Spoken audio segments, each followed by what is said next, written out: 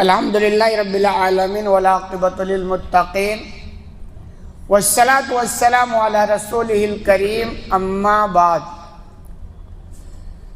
اللہ کے بندو، ہم سب الحمدللہ مومن ہیں، ایمان والے ہیں، اس میں تو کسی کا کوئی شک تقریباً نہیں ہے۔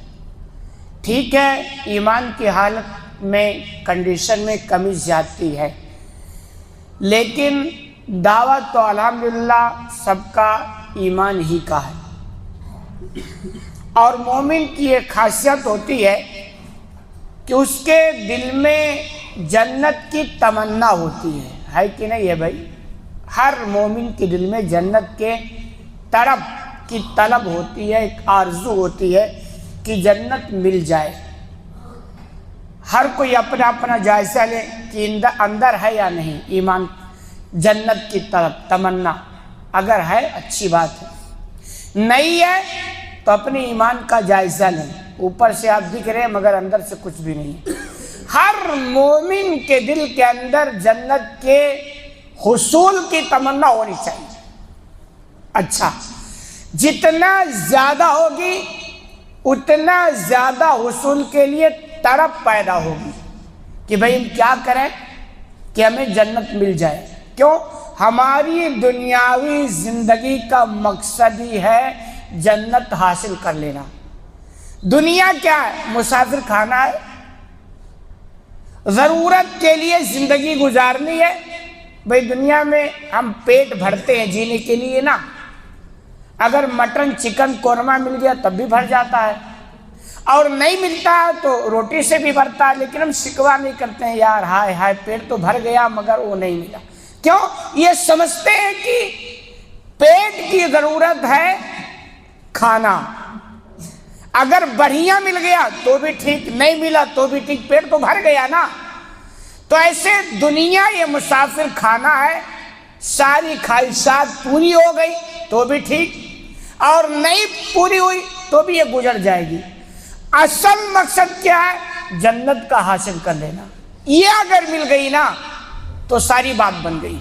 یہی وجہ ہے کہ صحابہ اکرام رضوان اللہ تعالی علیہ مجمعین کے اندر جنت کی بڑی زبردست تمنا تھی، اسی لیے وہ دنیا کے اندر دل نہیں لگاتے تھے۔ آپ حدیث سماعت فرمائیں، صحیح بخاری کی روایت ہے، ابو ہریرہ رضی اللہ تعالیٰ عنہ حدیث کے راوی میں بیان کرتے ہیں، ایک صحابی ایک دیہاتی اللہ کے رسول صلی اللہ علیہ وسلم کے دربار میں حاضر ہوتے اور کہتے ہیں کہ اللہ کے رسول مجھے ایسا عمل بتلائیے کہ جسے میں کروں انجام دوں تو مجھے جنت مل جائے۔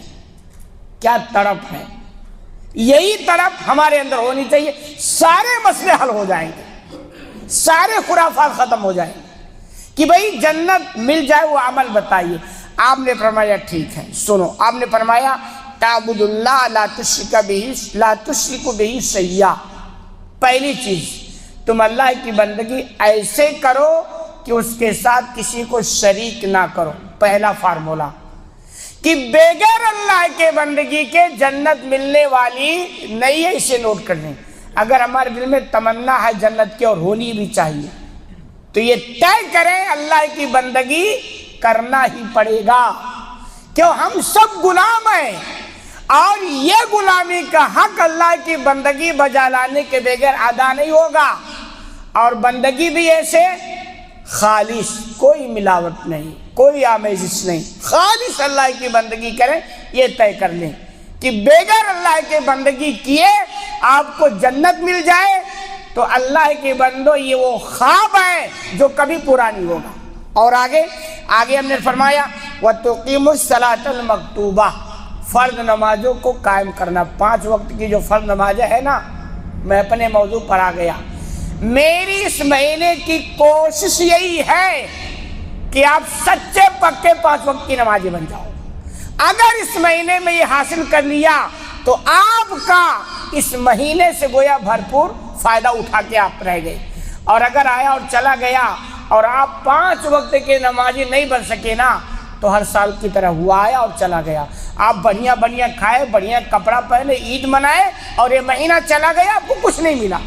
ایک مہینہ آپ محنت کرتے ہیں اور 5 وقت کی نمازی نہ بن پائے تو یار یہ افسوس کی بات ہے۔ تو جنت کی تمنا ہے اور چاہتے ہیں تو 5 وقت کے نمازی بننا پڑے گا، اس کے بغیر بات نہیں بنے گی۔ پھر تو وہی جگہ ہے، بے نمازیوں کا ٹھکانہ کیا ہے بتانے کی ضرورت نہیں، وہی ہے۔ تو آپ نے دوسرا فارمولہ بتلایا کہ 5 وقت کی نماز قائم کرنا، اور تیسرا بتایا وَتُؤَدِّي الزَّكَاةَ الْمَفْرُوضَةَ، فرض جو زکوٰۃ ہے نصاب کو پہنچ جائے تو زکوٰۃ کو ادا کرنا۔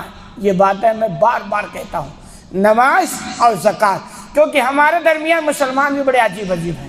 کوئی صرف نماز پڑھتا ہے زکوٰۃ نہیں دیتا ہے، اور کوئی صرف زکوٰۃ دیتا ہے وہ نماز نہیں پڑھتا ہے۔ خوب اچھی طرح سمجھ لیں، دونوں کے بغیر بات نہیں بنے گی۔ اگر میں یہ کہوں کہ یہ لازم اور ملزوم ہے، یعنی دونوں میں سے ایک بجا لاؤ اور ایک چھوڑ دو، بات نہیں بنے گی، دونوں کو بجا لانا پڑے گا۔ تو آپ نے اس دیہاتی سے بتایا کہ زکوٰۃ ادا کرنا، اور آگے فرمایا وَتَصُومُ رمضان، رمضان کے روزے رکھنا، جو یہ عظیم مہینہ چل رہا ہے اس میں بھی بہت سارے نوجوان روزہ نہیں رکھتے ہیں۔ ابھی کل میں کسی کو دیکھا ہٹھا کٹھا نوجوان، جوانی میں کوئی کسر نہیں ہے اور منہ میں پوریاں بھر کے بیٹھا ہے۔ حد ہو گئی، ایسی جوانی پر افسوس ہے کہ عظیم مہینہ ملا اور رمضان کے روزے نہیں رکھ پا رہا۔ تو یہ آپ نے فرمایا کہ رمضان کے روزے رکھنا، کیونکہ یہ وہ مہینہ ہے، اس مہینے میں جو اپنے رب کو راضی نہیں کر سکا نا تو پھر اس کے لیے افسوس، جتنا ماتم کیا جائے وہ کم ہے۔ تو جب آپ صلی اللہ علیہ وسلم نے یہ باتیں کہی تو اس دیہاتی نے بڑی غور سے یہ باتیں سنی، اور سننے کے بعد کہا اللہ کی قسم میں اس عمل میں نہ کچھ کم کروں گا نہ کچھ زیادہ کروں گا۔ اس کے بعد وہ دیہاتی جب پیٹ پھیر کے جانے لگا تو آپ نے فرمایا من سرہ ان ینظر الی رجل من اہل الجنہ فلینظر الی ھذا، کہ تم میں سے اگر کوئی جنتی آدمی دیکھنا چاہتا ہے نا تو اس آدمی کو دیکھو، یعنی اس کے لیے جنت کی خوشخبری کام یہی ہے۔ اچھا تعجب کی بات ہے کہ یہ باتیں جو آپ نے اس دیہاتی کو بتائی کوئی نئی بات نہیں تھی، یہ سارے کام دیگر صحابہ کرام انجام دے رہے تھے، لیکن آپ نے اس کے لیے خصوصی طور پر یہ بات بتائی، اور بتانے کے بعد جب اس نے کہا میں اس سے کم زیادہ نہیں کروں گا تو آپ نے فرمایا یہ جنتی آدمی۔ کیوں؟ کیونکہ آپ نے کہا اس کا جو جذبہ ہے نا کہ اللہ کی قسم نہ کم کروں گا نہ زیادہ کروں گا، اس کا جذبہ جو ہے وہ اس کو جنت میں پہنچا دے گا۔ تو یہی سی بات ہے نا کہ نبی کریم صلی اللہ علیہ وسلم کی جو رہنمائی ہے، جو تعلیم ہے، اس پر عمل کا جذبہ چاہیے کہ ہم ایسے کریں گے جیسے ہمارے نبی نے تعلیم دی ہے، ہم ایسے بجا لائیں گے جیسے نبی نے تعلیم دی ہے تو بات بن جائے گی۔ یہ جذبہ کو دیکھ کر آپ نے فرمایا یہ بندہ جنتی ہے۔ تو اللہ کے بندو اس میں بات وہی ہے کہ نماز کے بغیر جنت ملنے والی نہیں ہے، نوٹ کریں۔ زکوٰۃ دیے بغیر جنت ملنے والی نہیں ہے، رمضان کے روزے رکھے بغیر جنت ملنے والی نہیں ہے۔ تو میری کوشش یہ ہے کہ اس مہینے میں کم از کم اتنی محنت کریں کہ کم از کم کچھ نہ ملے لیکن کم از کم سچے پکے 5 وقت کی نمازی بن جائے، کیونکہ اگر یہ بن گئے تو انشاءاللہ پھر راستہ آپ کے لیے ہموار ہو جائے گا۔ اللہ رب العالمین سے دعا ہے کہ الہ العالمین تمہیں کہنے سے زیادہ عمل کرنے کی توفیق عطا فرما، آمین۔